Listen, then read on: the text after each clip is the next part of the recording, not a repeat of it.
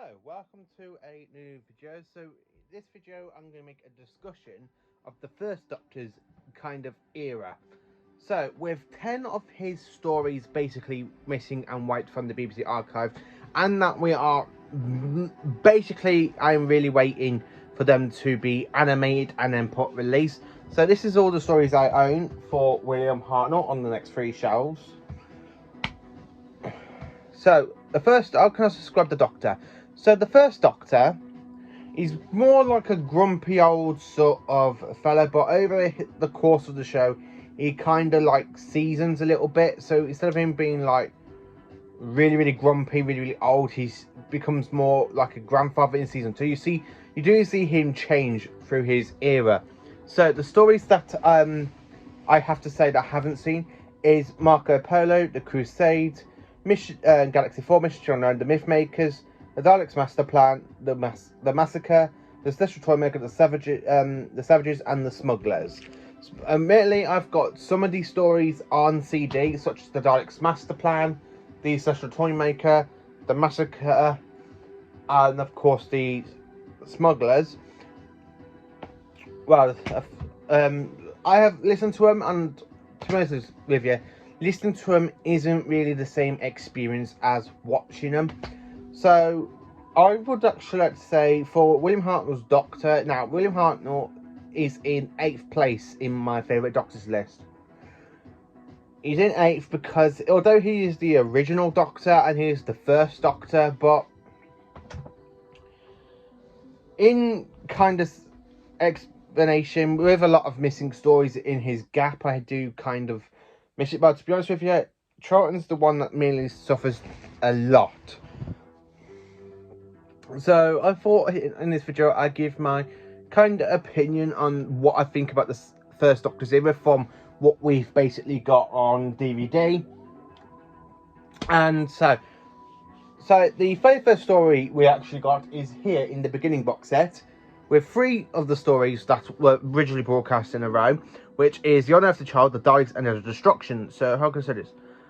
The Unearthly Child is an okay story. It's okay for part 1, because part 1 is 10 out of 10, but the rest of it does kind of suck, really, with it being set back in the caveman times. I normally watch this one just for for the pilot episode, and then I turn it off and go straight onto the next story, because I really don't like the caveman story at all.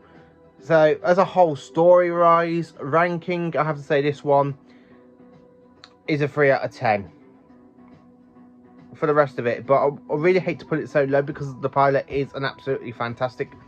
So the Daleks now is a 10 out of 10 story. It's a 10 out of 10 completely.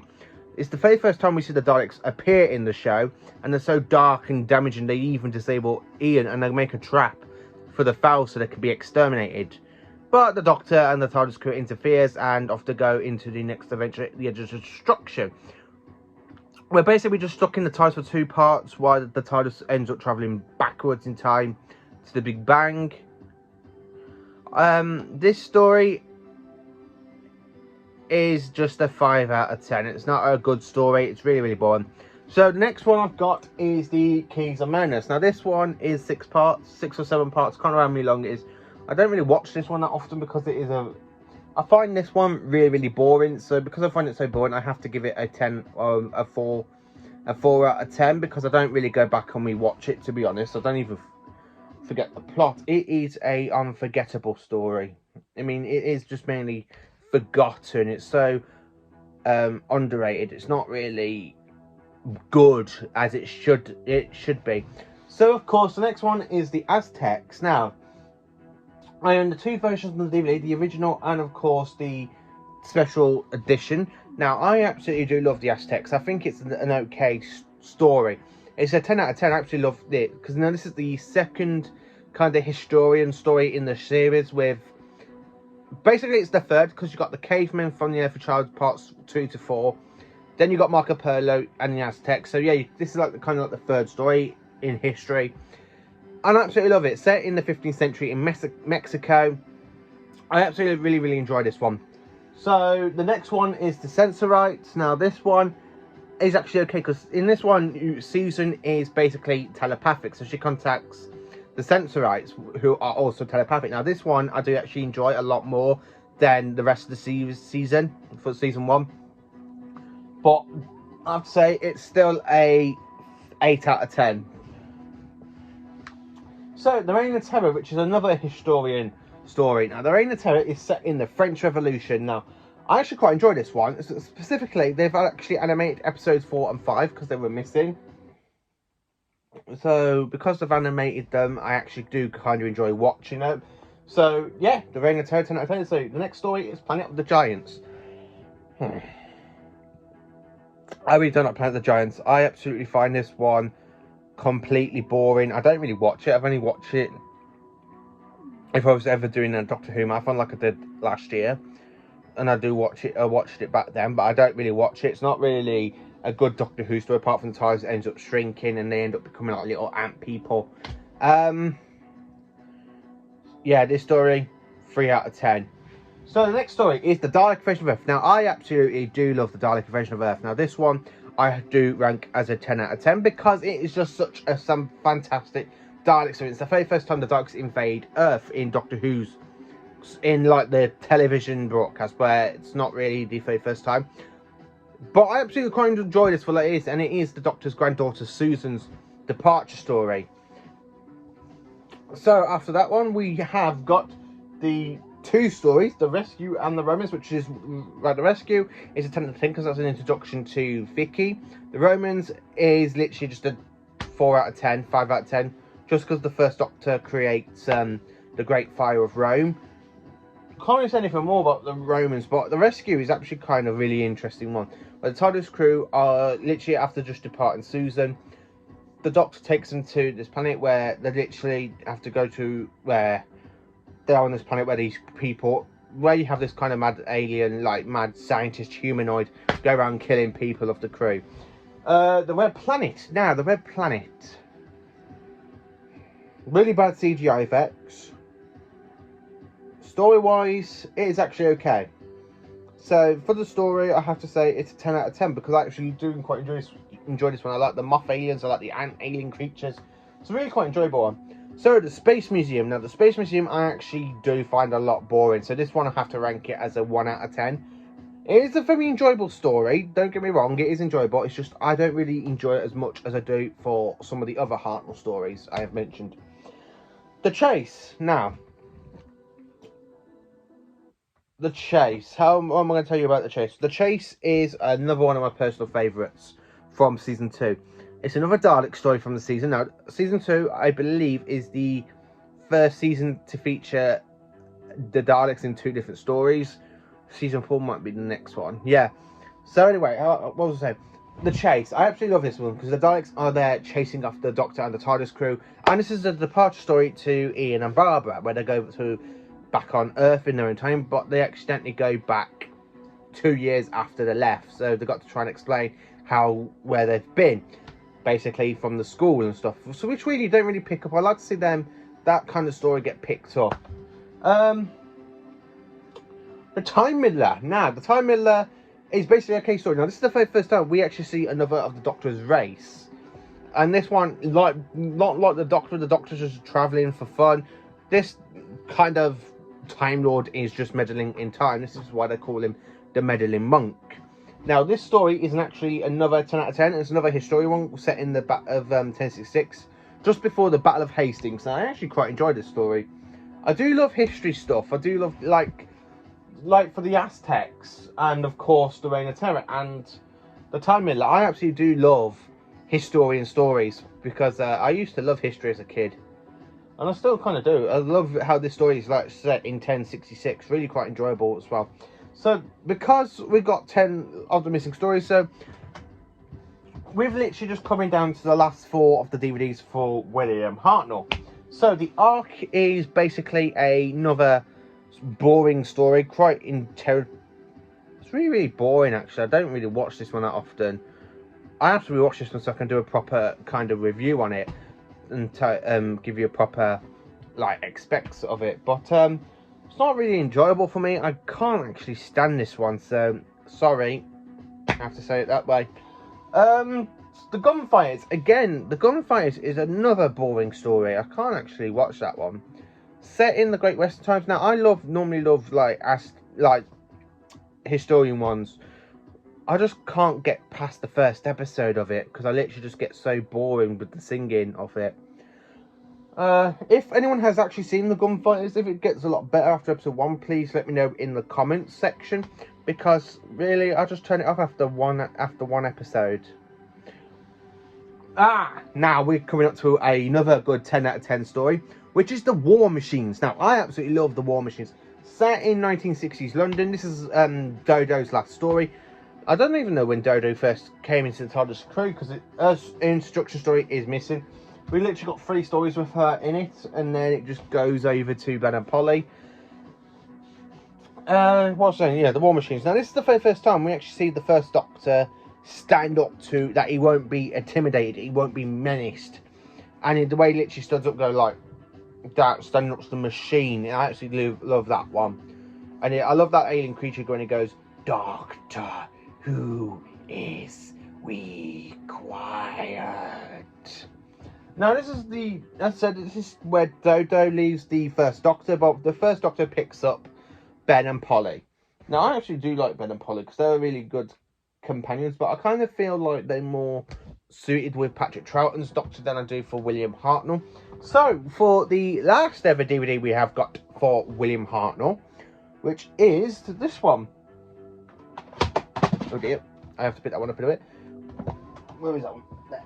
Which is the 10th Planet. Now, the 10th Planet, I have already done a review on, I think I have, actually. If not, I might have to do a review on that one, but I think I have. Yeah, that's just what I have. I can't remember what ones I've done, what reviews I've done. Oh, right, that's it. They won't stay on the shelf, so I'll have to put them there for now. So, the 10th Planet, the introduction story to the Cybermen, to the home planet Mondas, which gets destroyed in the story, and of course, the first Doctor, William Hartnell, regenerates. Now, according to in the backstage, William Hartnell is coming to a very serious illness at this point in the show. I think it was actually diagnosed back in 1965 in the Doctor Who's 50th anniversary special, An Adventure in Space and Time, with David Bradley playing the first Doctor. Well, playing William Hartnell.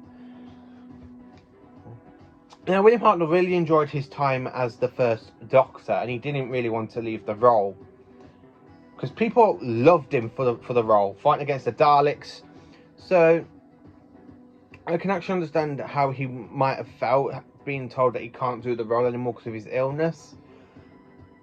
And of course, it's just such an really, really good story, to be honest, for the first Doctor. The 10th Planet is mainly, as I said in the review, he's in it for episodes 1 and 2. In the 3rd episode, he comes like partly to his illness, so he's not really featured in the 3rd episode, but in the 4th episode, he's featured in it, and then he regenerates, goes back to the TARDIS, and then regenerates to the 2nd Doctor. So this isn't really it for the first Doctor, because the first Doctor has appeared in 3 other Doctor Who stories, well, episodes really, over the course of time. So this is just what we got for his kind of era. So if I add these 3, and then I can show you what other ones he was actually added in. So, William Hartnell came back into the role for the 10th anniversary special, the first Doctor. No, because William Hartnell was really, really ill at this point. He made like a cameo that was filmed in his back garden, really. And that story was actually called The 3 Doctors. Now, I absolutely do love The 3 Doctors. Now, The 3 Doctors, unfortunately, is William Hartnell's last ever story, as it features as the first Doctor, because basically in 1975, the actor William Hartnell unfortunately passes away. So the first Doctor is basically recast for the very first time in the 1983 special, The 5 Doctors. This time he's played by Richard Handel, something like Handel, something like that. Now, Richard Handel's first take on the first Doctor is basically how can I say this? It is actually okay. I really, really enjoy Richard Hamill's performance as the first Doctor in this, especially when it goes, regeneration? 4th. Goodness me, so there's 5 of me now. I do really enjoy that kind of aspect of Richard Handel. Now, unfortunately, no one can replace William Hartnell as the first Doctor, but it's very important for the show's 20th anniversary that the first Doctor was in it, so I can understand why they recast the first Doctor. Mind you, William Hartnell does, like, there's a little clip of it as a little tribute to William Hartnell from the clip from the Dalek version of Earth, where he says goodbye to Susan. And then, of course, the first Doctor basically reappears as, again, being recast, but this time into David Bradley's performance as the first Doctor in Twice Upon a Time, the 2017 Christmas special. Now, not many people do like David Bradley's performance as the first Doctor, but I actually do like it. It's a really, really good performance. A really, really good performance as the first Doctor. I actually really, really enjoy his Doctor. I don't like the sexism he kind of brings, but he was set in the 60s, so you kind of see where Hartnell, like, what was being brought in, but the Doctor is an alien, especially when he says, oh, obviously Polly's not around in the TARDIS anymore, it needs a good jolly clean. Anyway, I love it when he goes, if I hear any more bad language from you, I will give you a jolly good smack bottom. When he tells Bill off. So, yeah, this is it for the first Doctor, what we got on the DVD range, really. With 10 stories technically missing of William Hartnell, with 3 actors playing the role, with William Hartnell, Richard Handel, and of course David Bradley. It's just such a shame that the 3 Doctors was William Hartnell's last appearance. I really would have liked him to make one more appearance, mainly with Tom Baker, call it the 4 Doctors or something like that. But unfortunately that did not happen as the actor passed away, so we have 2 more stories of the first Doctor played by 2 different actors, and they did really, really well in their performance. So this is me talking about Doctor Who, the first Doctor. Now, over the course of the first Doctor's run, he starts off being old, grumpy, goppity, but he overs like he's semi-mellows over the time of the show. By the time we get to the 10th planet, he's a lot cooler, well, mind you though, he's not a lot cooler because he just goes, this old body of mine's wearing a bit thin. And I do really, I can understand why William Hartnell didn't want to leave the role back then, but he had to because of his illnesses. So this is my video of the Doctor Who, the first Doctor, played by 3 incredible actors, William Hartnell, David Bradley, and of course Richard Handel. Let me know in the comments what you think of the first Doctor. What is your favourite first Doctor story? Now, my favourite first Doctor story is definitely the Dalek version of Earth. Now, that one is my top one. I would actually recommend this story to anybody that watches it, that wants to watch it. The first Doctor is mainly okay, and he's in an interesting story, played by 3 actors. So let me know in the comments what you think of the first Doctor. I think I've already said that, I can't remember. So anyway, please, thank you for watching this video. Please do like, subscribe and share, and join me again for another video sometime tomorrow. Well, 2 videos tomorrow actually. I've got to I'm doing another review on a season, or season or series, and of course I'll be doing a video of the second Doctor, and this time the second Doctor is played by 1 actor, Patrick Troughton. Join me tomorrow for the second Doctor. Thank you for watching this video.